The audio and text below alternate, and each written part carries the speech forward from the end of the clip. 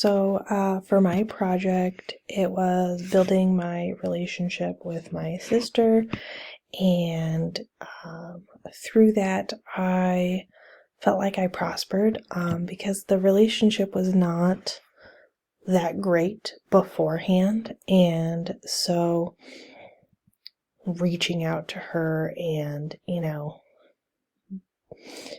adding her to my daily prayers and looking into the scriptures of how other sibling relationships or familiar relationships worked, it really showed that every family struggles with keeping strong relationships with their siblings, and it really does take work. So,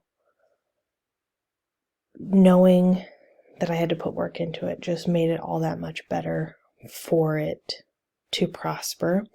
And so I know going forward with my family and my other siblings and my children is that I always need to be working towards having that relationship. I can't just let it sit stagnant. I need to be constantly working on it.